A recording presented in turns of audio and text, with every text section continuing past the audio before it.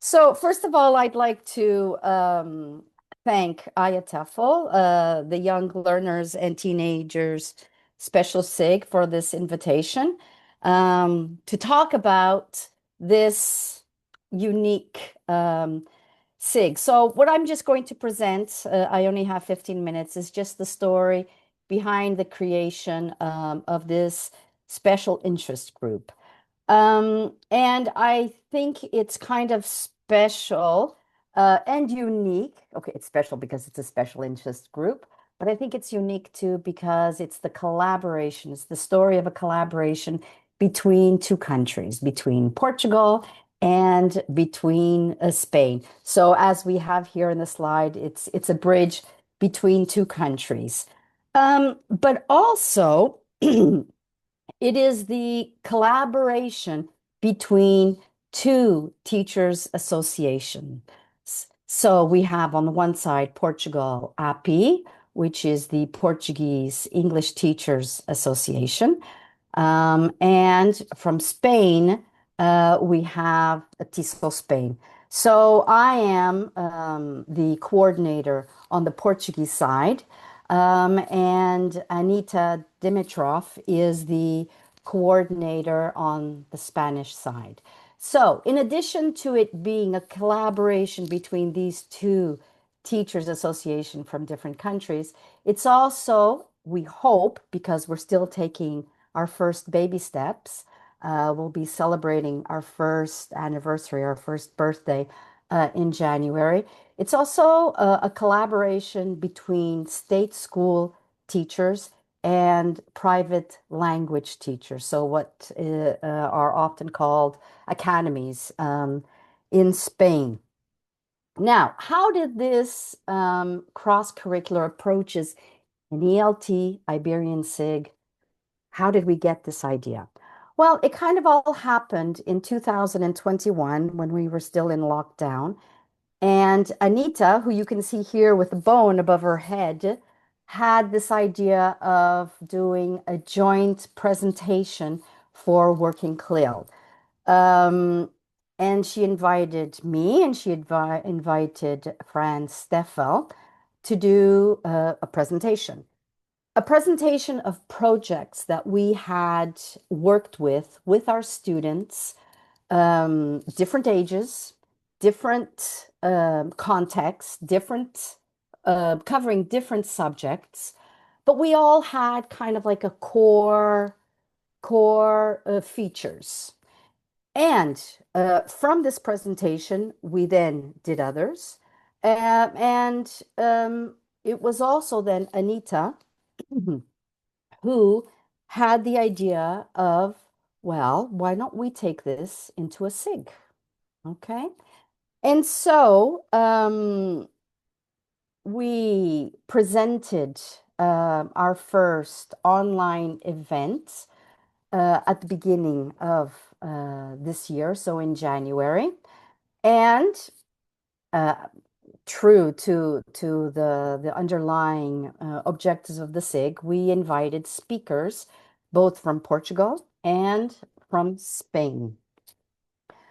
Um, and what's very interesting here is that we had speakers who were experienced in giving talks, but we, as a SIG, we wanted to be a place where teachers who had never presented um, had a chance to show off their work. Okay.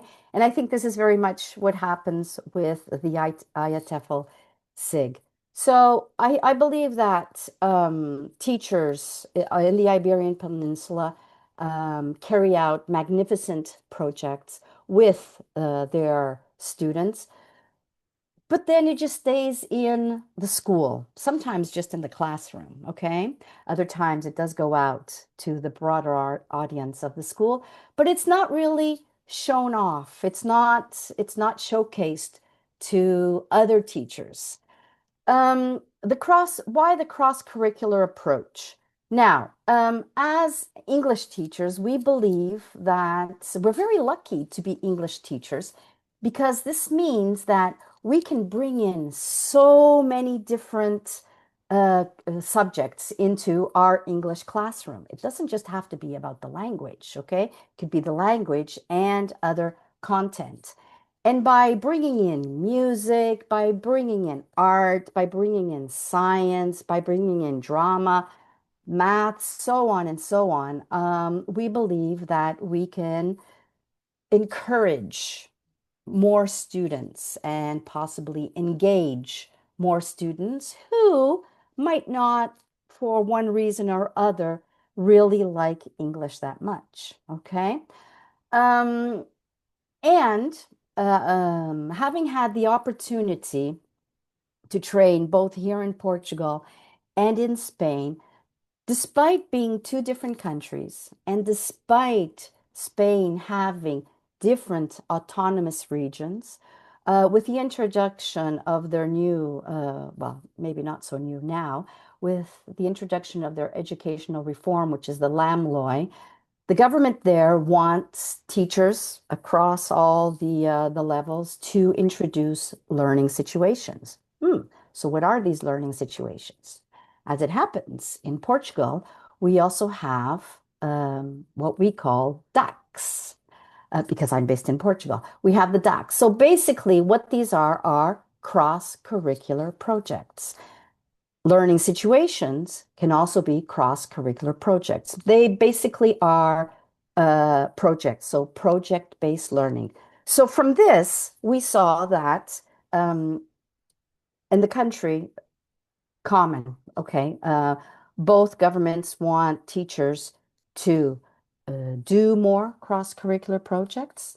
Why? Because this way we are giving more voice to our students, okay? We're also encouraging more student-centered learning because we may be teaching, but we don't know if learning is being involved. And we know that with these projects, with these student-centered activities, we know that there is more thinking involved. There's more critical thinking. We're encouraging collaboration. We're also encouraging creativity. Now, these types of projects for many teachers can be a bit intimidating. Oh, I don't know how to do it. Oh, it's very time consuming. So, what we aim with the SIG is to encourage teachers to show them that some of these projects can be very short, okay? Or some of these projects can be quite extensive and can take a whole term. In our first event, we invited teachers who had carried out projects that lasted possibly a month, 2 months, but we also invited artists who came in, who presented things that they had been doing, had been invited into the classroom and showcased what they had been doing with their students. We also invited, here we have Eva and Fatima, who actually presented a whole school project and how it was quite easy to, to implement. So through the SIG, even though we've only done one online event so far, this is the aim. The aim to show teachers that projects are possible. And as I'm repeating myself, but project-based learning. So we're not talking about those projects that some people call dessert projects. You know, you finish a unit and then you do a project on that unit. No, the idea here is that the learning take place through the projects. And it's going to have different stages, and sometimes we have to stop a bit to introduce specific language or to explain a specific language that perhaps that we've thought of and it's going to come up. Or sometimes it's amazing what our students will ask us. Um, Okay, so that's basically it. We do have another another online event programmed for this January. And one of the things that we will be doing is that we also want to have kind of like an open clinic for teachers. And what do I mean by an open clinic? If we want to encourage teachers to do these projects, maybe they have questions that they want to ask and they have no one, they don't know who to ask. So we have, of course, an email. We have an email, and we're going to have a place where teachers can send in their queries, and hopefully we'll be able to answer these doubts either through email or through one of the newsletters that we're hoping to put out, or through one of the online events that we will be having. Oh my goodness, 15 minutes is not a lot. So I wanted to ask, do of those who are present, do many of you do projects with your students?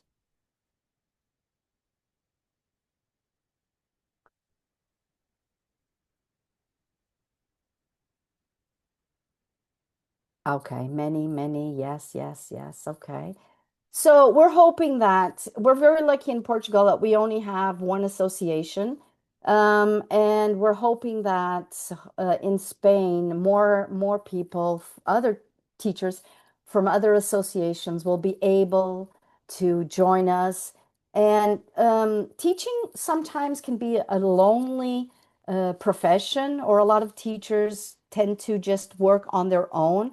And I believe that sharing is caring, and that we all have to share what we've done, share our results, our successes.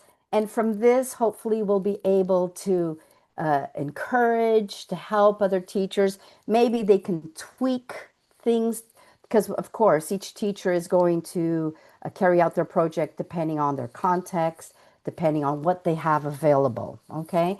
So this is very much a SIG where we want to showcase what teachers are doing out there, because I think teachers are fantastic and we have to celebrate everything that goes on in our classrooms. That is so lovely. And thank you so much. I also believe that teachers are lovely. Yes, We yes, are yes, we lovely, do. aren't we? We do amazing jobs. So, and we connect, and I think we've got a lot of opportunities to do many things in the classroom. I think there's a question for you here. Like maybe Okay. we only have 1 minute, but I think it's a very interesting question. So I don't know if you can see the chat. I could read it for you if you can't. Yes, it Can is. you Is it see it? English language viewed by general public as an important skill? Yes, it is. In Portugal, very much so. In Spain also, but I believe that Spain has a harder time. Why? The context of the country. For example, in Portugal, our TV is not dubbed. Okay. Even though, okay, you're going to say teenagers watch less TV, but movies are not dubbed. So the Portuguese actually are more exposed to English than perhaps in Spain. The general public. But yes, yes, it is viewed as important for mobility, for increased employability, both in Portugal and in Spain. And we tell our students this all the time. Uh, More so, for example, in vocational school, I've participated in Spain where a lot of programs do vocational training in English, okay? And sometimes the level of English is not so high, but yes, it is important. Okay. Thank you very much. Thank you again for sharing Thank your you. ideas. It was very encouraging. I think that if teachers were here and then they've been thinking about like using projects, trying to use cross-curricular content in their classroom, they could see that there are like people out there doing it. So it's very encouraging. And I really liked your idea about the open clinic for teachers. That's very Mm. generous. So that was lovely. Thank you very much for being here with Thank you. us.